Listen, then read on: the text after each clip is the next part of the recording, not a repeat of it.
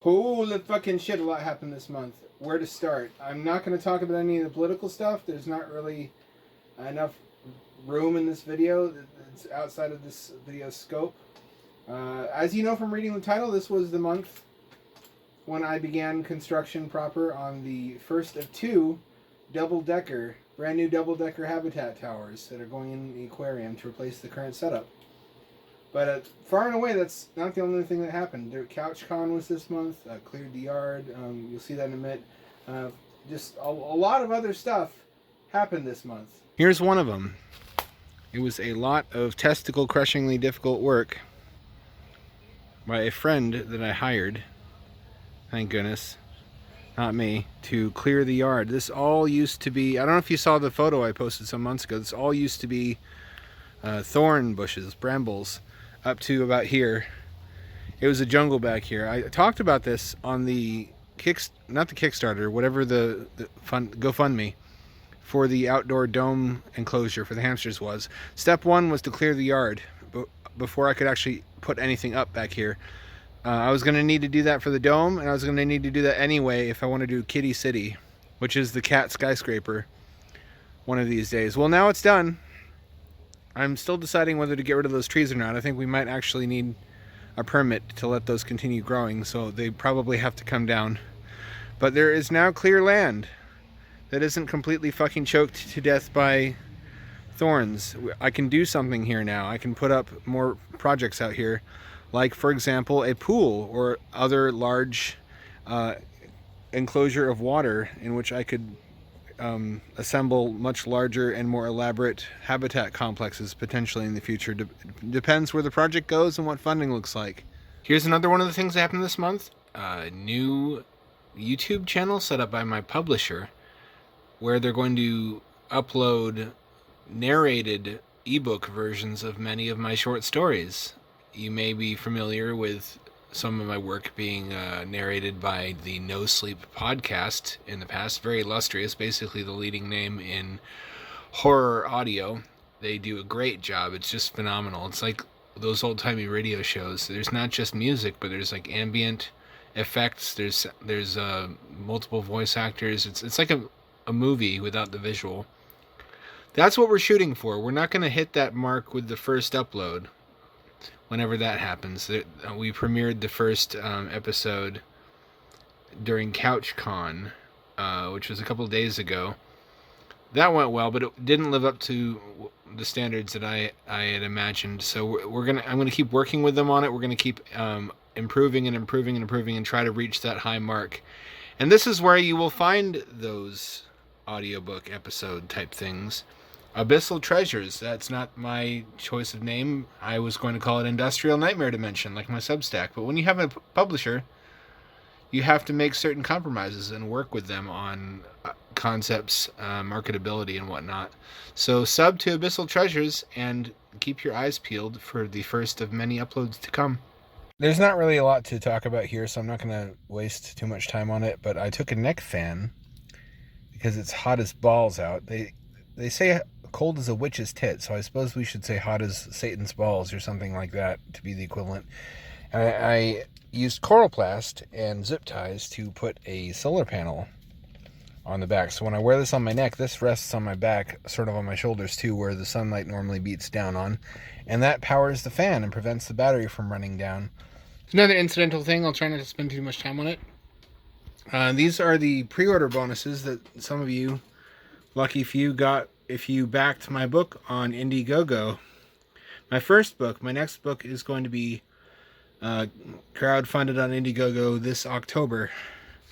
So we managed to meet the stretch goals for hardback and for dust jackets. I'm hoping, fingers crossed, next time I'll have enough notoriety to raise the money to get embossed shiny surface details on the cover, which will just make it look that much more professional and snazzy. Here's what the die-cast pin looks like. I don't have that. They forgot to send me one. They're rectifying that now. That should be in the mail. That's another one of the bonuses. Actually, a lower tier, I think, than the pen holder. This, of course, it is the case for the organometric optical detector, which is a little rose-colored lens, half glasses kind of thing. Lets you see normally hidden life energy parasites that are the real cause of aging.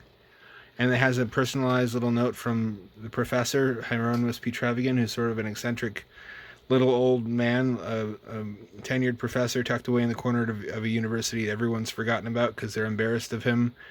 He's the guy who studies paranormal stuff at the university, and everybody thinks he's full of shit, and he gives every indication of just being an eccentric bullshitter, but he actually is telling the truth about everything he says. That's kind of his gimmick, and he appears in just about every story of book one. It's all the Institute stories. The Institute is sort of like SCP, except they are more old-fashioned in how they operate, and they're not pursuing the greater good of humanity. They're just accumulating power by hoarding anomalous artifacts. It also includes QR codes to my Substack, my Medium, and all my other work. It's got a nice little selfie there. It's a nice product. So you'll be able to buy these, even if you didn't back the Indiegogo. The surplus copies will be up for sale on the Vivid Publishing website soon.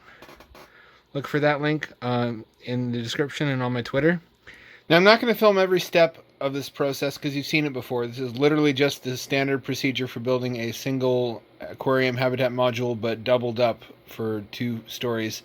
I don't know if I filmed this before, though. I use these markers that are designed for writing on plastic. They come with a little like fake dry erase board. You can wipe it off, though. And I use this. I position it so that the lip catches on the edge of here. And this is pinned up against this thing right here. So I have pretty good absolute sense of where it's going to be. So it kind of holds itself in place before I drill any holes. And then I trace out the outline of the hole I'm going to use the hole saw to cut. And then I bisect it. Or rather, I'm not sure what the word is for separating into quarters. I draw straight lines across, and where they intersect is where I need to start drilling the pilot hole, so that this thing cuts the hole exactly where it needs to. Because there's not very generous tolerances here. The lip of this ring, when I put the rubber seal in there, has to rest right up against this, so that it's not pushed through, so there aren't any gaps, and the hole almost reaches to the edge. So it's pretty fucking finicky, but I have a system, a 3-part system that hopefully prevents me from wasting any of these expensive-ass containers. Well, it didn't go perfect, but it went pretty good. It's slightly off-center. I think the last one was too. It's never completely perfect. The system works, though. I think it's close enough that the seal is going to sit how it needs to. I also don't think I ever talked about how important it is to get this crud off of the rim. Not so much the inner surface, but the outer surface, definitely. And the rim of the holes that the screws go through, because that flat surface has to be flat. That's what the rubber-lined washers are going to press up against. So if they're going to form a clean seal, they need there not to be anything sticking up, any rough patches. So inside and out, I may go over this with some sandpaper later, but that can actually compromise it. So I'm just going to make sure especially the holes for the bolts and the outer surface of this hole don't have any little corkscrew pigtails or little plastic hangnails coming off of it. And goddamn, this shit gets everywhere. I always vacuum as I'm doing it. I have the vacuum off camera, because if you don't do that, if that shit doesn't go into the vacuum, then it goes into my lungs. And I don't want any microplastic mutant fish babies or whatever would be the result of that. Alright, I've drilled the holes for half the holes for the ballast pods, just so that I have something to secure the pods in place with while I drill the other 2 holes. That's how I go about ensuring the holes are perfectly aligned instead of just eyeballing it, because I've made expensive mistakes that way before. I used the same 2 bolts because I'm out of those bolts. I didn't realize that before I started drilling, so I needed to use the same 2 for both pods, one at a time. And I need to go to Home Depot tomorrow to pick up some different bolts of the same length, because these ones do not match the nuts that I bought. I don't know how they have the same numbers on them, but I need to go make sure the next time that I pick up the correct nuts, giggity, to match the bolts, and that I have enough to not only of the correct length to not only secure the pods to the bottom enclosure, but also the upper deck. Speaking of which, this 2-story habitat is the biggest one I can fit in the aquarium because of the vertical limit, but also more broadly because they don't make any containers from this brand that are thick enough to hold more than 2 layers of weights. If I wanted to make a really ugly looking habitat and didn't care how it looked, I could just use one of these as the ballast pod, as a single ballast pod, and just black it out or whatever. I could fit maybe 1, 2, 3, 4, 5, 6, 7, 8, 9, 10, 11, 12, maybe between 12 and 18, depending on if I can stack 3 or 4 layers deep of weights, which would allow me to make a vertical tower of habitats with either 3 or 4 actually inhabitable levels, with the bottom one just being for weights. I don't know how wise that would be because each level is secured to the lid of the next one, so there's a lot of weight, a lot of buoyancy pulling up on the hinges in these fasteners. It's already getting kind of dicey even with just 2 layers. As you can see, I've mounted these upside down, learning from Megahab. Megahab is a pain in the ass to get the weights into and out of because I mounted these the other way around. And also these have the raised logo on the lids, which makes it really difficult to mount these flush to the bottom of the container. This will make it easy peasy to get the weights in and out, especially since I spaced them out enough that these 2 lids can open like that and like that without running into each other. So I've learned a lot of lessons, little lessons that I should have figured out ahead of time. They say that experience is the teacher of fools, and I'm an exemplar of that. If you're smart, you can learn from other people's mistakes, and that's what you're doing by watching me. After the ballast pods are fastened securely, all that's left to take care of, really, until I drill the hole for the climbing tube, is to stack the enclosures for this module. And since this has an outline on the bottom so that you're supposed to be able to stack them and have them not move around, it snaps into here, see? That's going to make it easy peasy to line everything up. I just have to remember to put this bolt in far enough that there's room around the bolt penetration for the washer. And that should take care of that. Although the washers won't be as crucial here because there's a lot of flat space that I can use for contact patch for silicone sealant, which is also going to be generously applied around the spot where the gate valve meets the side of the hole there. Then it'll more or less just look like this. Here's my rumbly, hairy lap tumor having a blessed, much needed respite from Gremlin. Well, I'll probably give up for adoption sometime this month or next because they cannot live together and are made markedly more unhappy by having to share living space. Anyways, here's the habitat. That's about the extent of what I'm going to be able to build while limited to the aquarium, but now that the backyard is clear, it opens up a lot more possibilities. I used some of the money from the GoFundMe to do that. I will use the remainder, if there's enough at any point in the future, to potentially buy a above ground pool or something else that I can stick larger habitats into. That's the only way I can really move this project forward. This is nearing the weight limit for habitats anyway. If it gets too heavy, then although I've been lifting weights for a couple years with the dubious purpose of being able to lift heavier habitats by myself, this is nearing the practical weight limit for my spine. Megahab is just about the absolute limit of what I can personally lift comfortably without breaking any bones.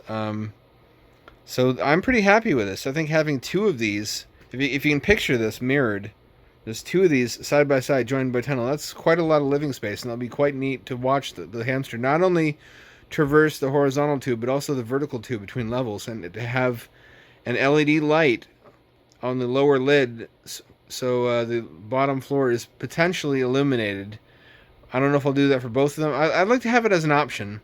I think I will do it just to have it as an option, so that if the hamsters seem to not like, I can just turn it off. But having it in there means if I want to illuminate lower floors, I can, and it'll be a neat aesthetic.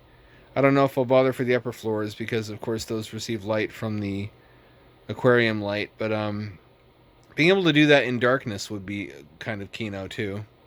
Having the lights off around the aquarium and just having the habitat be illuminated from within. I don't know.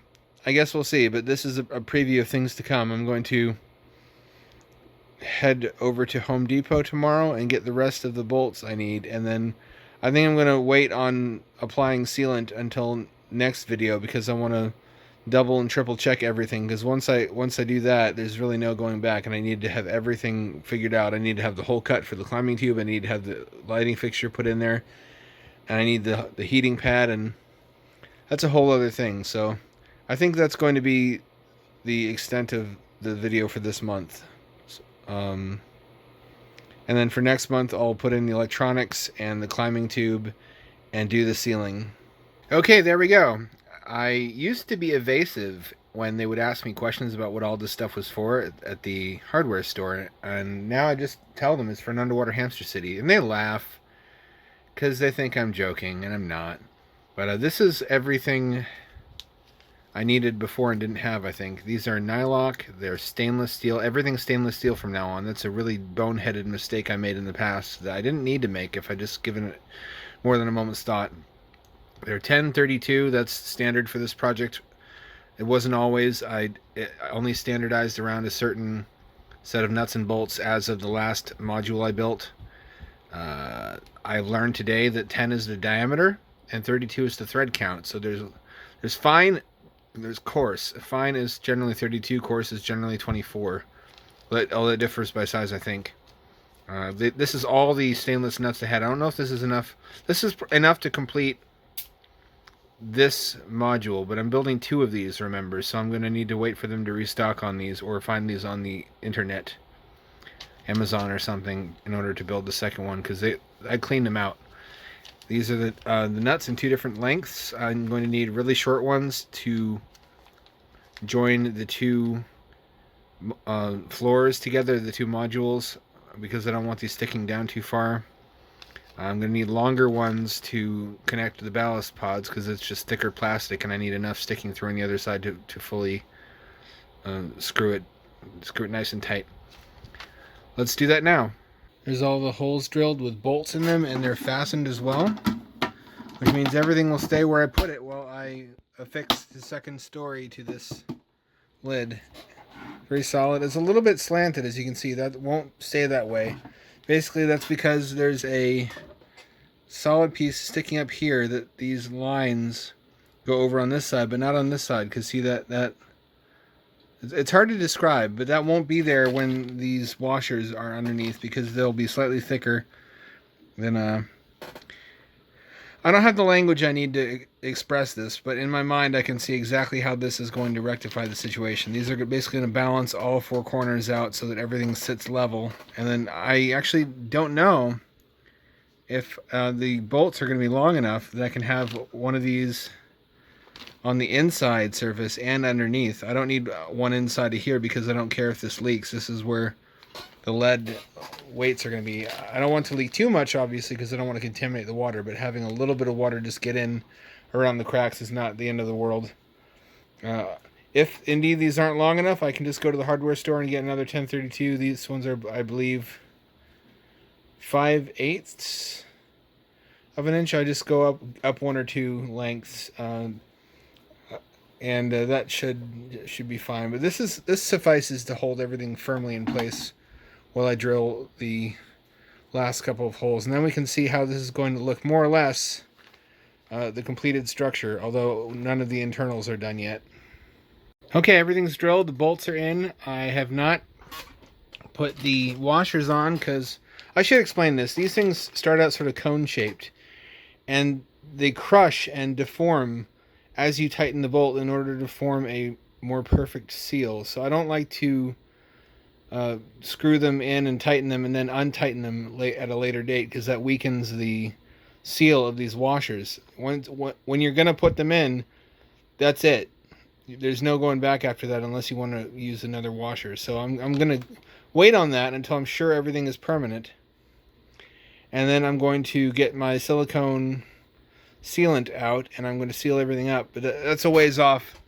It's enough just to have all the holes drilled and everything connected the way it's going to be. It's really solid now. Everything's very tightly connected. Everything's aligned exactly how it needs to be. Everything went well the first time. I thought it slipped a little bit, but thank goodness the little rim of this thing fitting into the lid, because they're meant to be stackable, kind of saved me. This is a really good set of containers to do this with. They happen to go together very nicely and have a logical way to fit together where it's hard to fuck up. But I have not yet drilled the hole for the climbing tube. I'm not 100% certain where that's going to be. I want to say in the far corner, but it's how do I do that without having it intrude with the bolt maybe over to one side? Where's the water bottle going to go? I think in the middle. I think I'm going to drill dead center, and I'm going to have the water bottle inside of here, because otherwise I'm already lacking for vertical space. The water's not that deep. The water surface is going to be like here. So I don't want a water bottle poking up through it if I can help it. And besides, that's a fragile point I've learned over the years. Where the water bottle connects to the habitat, it tends to bend and flex and develop fissures over time. So if I can spare that by having a hole here, then I can remove the whole water bottle every time, which will also greatly simplify filling the water without spilling any, which is currently kind of an ordeal. You have to flip the lid open and then do it while it's upside down. I won't have to do that with this. I will have to be able to open this and have this whole thing tilt, which means I can't put anything in here that can't be tilted. I'm not going to put any fluff in there that can spill out. I'm not going to put any food in there that can spill out. Upper floor on the left side is going to be water bottle and chew toys. Upper floor on the right side is going to be running wheel, which is going to be, I think, glued, not permanently glued, but like silicone sealant adhered to the removable floor panel. I'm going to use the same removable Coroplast floor panels I always do, so that I can pull them out and put in the washer to clean them up every so often. And that should make it so I can tilt everything and make use of that space productively, but not have to clean everything up every time after I open these and close these. Although if this is in the aquarium, I can just basically leave it there, and over time I may decide it's more convenient just to have the food and everything I need to replace up here, so that I only need to open the lower one every so often when I need to vacuum it out and do more thorough cleaning. I'm pleased just to have this in its final configuration. Next month I will put in the floorboards. I will do the ceiling. I'll put in the washers. Everything will be connected in its permanent configuration. We need longer bolts. These aren't long enough. I didn't factor in the added thickness of the washers for some reason. The longer ones used down here are probably just the right length for up here, but I will need longer bolts still for down here to account for the thickness of two washers added to it. Other than that, I mean, that's easily remedied. I know exactly what bolts I need. I just need to get slightly longer versions of them. Other than that, you can get a good idea looking at this, what it's going to look like in the aquarium. I'm going to have two of these facing each other, docked with the tube, and they'll go in through they have the same vertical footprint, so they'll go in through the same opening and be possible to remove in the same way as the current habits. There'll just be more living space, and as soon as these hamsters, the current crop, finishes perishing of old age, which I don't look forward to because I love these little bros, but it's going to happen, and I have to plan for it. And my plan is to get mice next time, because additional living space means I can put more than one occupant in here, and they'll have enough elbow room to coexist. So I'm thinking two mice. I think 3 would be too many, and 2 is enough to see interactions between them, which is really the money shot anyway. That's the point of putting more than one in there. And they'll have ample space to run around and be underwater bros, and interact as soon as I finish the other one of these. But next video will be finishing this one, and then when everything is finished out, I just have to repeat the process mirrored. Just the second one built exactly the same way, but with this on the other side. And then we can, actually I'll be able to submerge this before then, when I'm doing the proving, the in-water testing of this module. So long before then, you'll get to see this in the water and what that's going to look like. But there's going to be 2 of them eventually. Look forward to that. That's all for now. Thanks to everyone who subbed to my Patreon. You're a part of something historical. These videos are material that psychology students, I feel strongly, are going to be studying for decades to come. This is Hamdad signing off.